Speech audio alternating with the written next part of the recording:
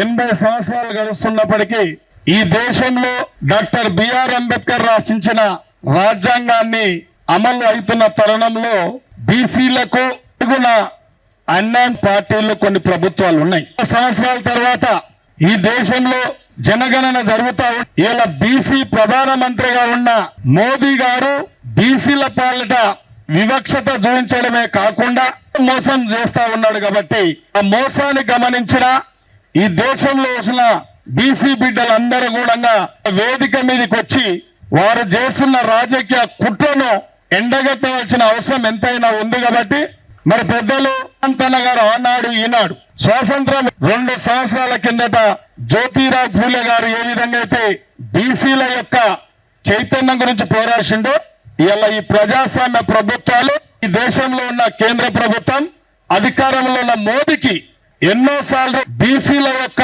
స్థితిగతుల గురించి, బీసీలకు రావాల్సిన వాటా గురించి, బీసీలను అన్ని రంగాల్లో ముందుకు తీసుకోవాల్సిన విషయం గురించి సాక్షాత్తు ప్రధానమంత్రికి దాదాపు 2-3 సార్లు విజ్ఞప్తి చేసినప్పటికీ ఆ యొక్క విజ్ఞప్తులన్నిటిని కూడా తుంగలో తొక్కుతూ ఒక అహంకారపూరితమైన ఆర్ఎస్ఎస్ యొక్క ఆదేశాల మేరకే ఈ రాష్ట్రంలో ఈ దేశంలో ప్రభుత్వాన్ని నడుపుతున్న మోదీ తెలంగాణ రాష్ట్రానికి వస్తున్న సందర్భంలో మేమందరం కూడా తెలంగాణ రావడానికి వ్యతిరేకిస్తలేం.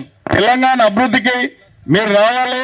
మరి ఇక్కడ ఉన్న బీసీల గురించి కూడా దేశ బీసీల గురించి మీరు పట్టించుకోవాల్సిన సమయం ఆసన్నమైంది. కాబట్టి మీరు ఎన్ని విజ్ఞప్తులు చేసినా, మేము ఎన్ని పోరాటాలు చేసినా మీరు పట్టించుకుంటలేరు. కాబట్టి ఇలా కురు వృద్ధులు ఎన్నో ఏళ్ల సంది బీసీల గురించి కోట్లాడుతున్న హనుమంతన్న ఒక సాహసోపేతమైన బీసీల గురించి ఈ యొక్క వయసును బట్టి చచ్చుడో చావుడో బీసీలకు న్యాయం జరుగుడో అనే సిద్ధాంతంతో కూడా ఇలా ఆమర నిరాహార దీక్ష చేస్తున్నందుకు మీరొక్కసారి గ్రహించాలి. ప్రజాస్వామ్య ప్రభుత్వాలు ఉన్నదే ప్రజలందరినీ చక్కగా సమన్వయంగా చూడాలి. ఆర్థికంగా, రాజకీయంగా, సామాజికంగా అందరినీ భారతదేశం ప్రతి కులాన్ని, ప్రతి మతాన్ని ఆదరించే ప్రభుత్వమే ఈ ప్రజాస్వామ్య ప్రభుత్వం. మనం రాజ్యాంగం కానీ రాజ్యాంగాన్ని తిలోదకాలు ఇస్తూ ఇలా బీసీలలో వివక్షత గురి చేస్తా ఉన్నారు, అడుగుల అంచువేత గురి చేస్తా ఉన్నారు. కాబట్టి మోదీ గారు మీరు ఒకటి గ్రహించండి.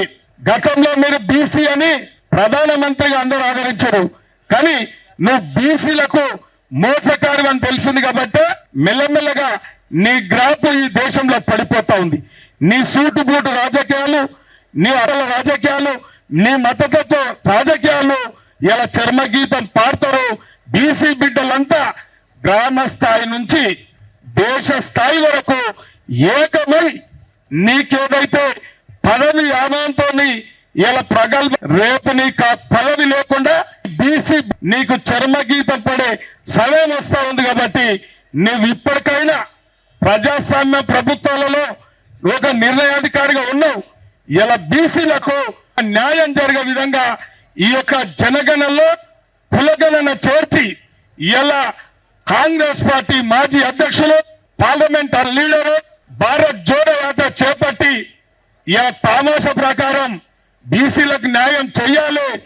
ఎంత జనాభా ఉందో అంత న్యాయం చెయ్యాలి. రాహుల్ గాంధీ గారు ఏదైతే పిలుపునిచ్చిండో భవిష్యత్తులో బీసీలంతా ఏకమై ఇలా రాహుల్ గాంధీ గారి యొక్క అడుగుజాడల్లో నడవడానికి యావత్ భారతదేశం బీసీలంతా ప్రయాణం చేస్తారు. కాబట్టి నీ పదవికి గండం ఏర్పడుతుంది. కాబట్టి ఇప్పటికైనా నువ్వు చెల్లించి గ్రహించి ఇలా బీసీలను కూడా కులగణంలో జనగణంలో చేర్చి మా జనాభా తీర్చినప్పుడే ఈ యొక్క ప్రజాస్వామ్యంలో మా హక్కులు మేము సాధించుకోవడానికి ఒక అవకాశం ఉంటుంది. కాబట్టి మేమందరం కూడా ఈ యొక్క హనుమంతన్న చేపట్టిన ఆమర నిరాహార దీక్ష న్యాయమైంది. కాబట్టి మేమందరం ఇక్కడ సంఘీభావం తెలపడానికి వచ్చాం. కాబట్టి నువ్వు ఇప్పటికైనా రేపు జరిగే బహిరంగ సభలో జనగణనలో కులగణన చేస్తాం, బీసీలకు న్యాయం చేస్తామని